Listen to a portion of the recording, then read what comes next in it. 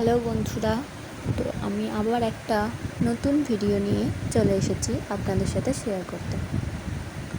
তো আজ আমি আপনাদের বলবো এই ভিডিওতে কীভাবে আপনাদের বাড়িতে থাকা শিবলিঙ্গে আপনি অভিষেক করাবেন।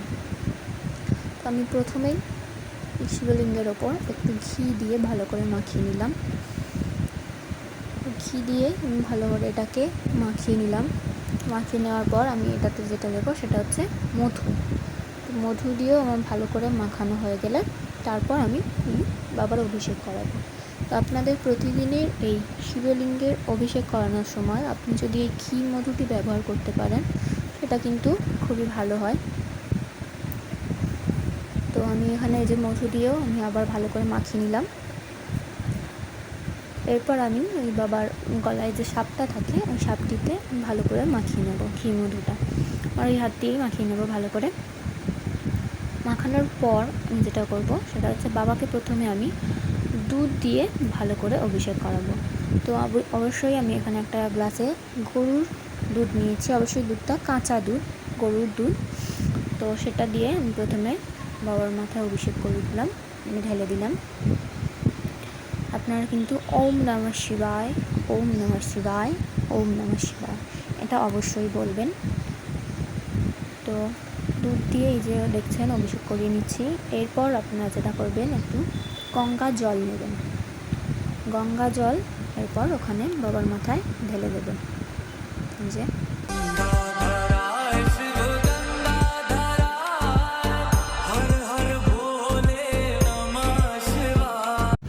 তো আমি এই ছোটো পাত্র থেকে একটা বড় পাত্রতে একটু গঙ্গা জল দিয়ে ভালো করে শিবলিঙ্গটাকে স্নান করিয়ে দিচ্ছি। তো দেখছেন আমাদের শিবটা কিন্তু অনেকই পুরনো, কেউ মনে করবে না ওটা রং চটে গেছে বা কিছু হয়েছে, ওটা কিন্তু অনেকটাই পুরনো ঠাকুর, আমাদের অনেক দিনের পুরনো ঠাকুর এটা। তো আমার স্নান করানো হয়ে গেলে আমি আবার এই একই জায়গায় ওই শিবলিঙ্গটি বসিয়ে দিয়েছি। তো এরপর আমি মাথা থেকে আরও একটু জল ঢেলে দিয়েছি, কারণ জলটা যাতে নিচে গিয়ে জমে থাকে। শিবলিঙ্গ সবসময় জলের ওপরেই বসিয়ে রাখতে হয়। তো এই জলটা আমি আজকে আর পরিবর্তন করব না, এটা আবার কালকে যখন শিবলিঙ্গটা অভিষেক করানো হবে তখনই পরিবর্তন করা হবে। এরপর আমি এখানে একটা অপরাজিতা ফুল দিয়ে দিচ্ছি। এরপর আমি যেটা দেবো, 3টে বেলপাতা দিয়ে দেবো শিবজির মাথায়, কারণ বেলপাতাতেই শিবজি অনেক সন্তুষ্ট হন। আমি 3টে বেলপাতা নিয়ে শিবজির মাথায় চড়িয়ে দেবো। অবশ্যই বেলপাতাগুলোর ডাঁটিগুলো কিন্তু আপনারা ভেঙে দেবেন, কারণ ডাঁটি সমেত বেলপাতা শিবজিকে দিতে নেই। তো আমি আরও সব ফুল টুল দিয়ে এখানে শিবজিকে সাজিয়ে নিচ্ছি। তো এখানে আমি নীলকণ্ঠ ফুল দিয়ে দিয়েছি, যেটা বাবার খুবই প্রিয় একটা ফুল। আর আমি প্রতিদিনই বাবাকে অভিষেক করানোর জন্য এই ফুলগুলো পেয়ে যাই আমাদের কাছে, 2টো একটা করে এই ফুলগুলো আমি ঠিক পেয়ে যাই প্রতিদিনের। এরপর আমি সুন্দর করে বাবাকে আবার সাজিয়ে নিলাম। দেখুন অবশ্যই আরও সব দেবদেবীদের আমি এই যে ফুল আরও তুলেছি, এইসব ফুলগুলো দিয়ে আরও দেবদেবীদের আমি সাজিয়ে দেব পরে। তো এরপর আমি যেটা করব, বাবাকে একটু ধূপ আর দীপ দিয়ে আরতি করে নেব।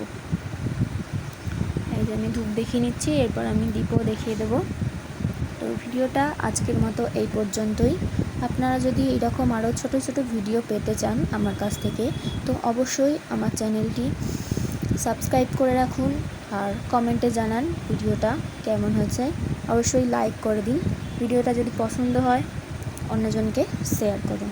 আজকের মতো এই পর্যন্তই, আবার পরে দেখা হবে।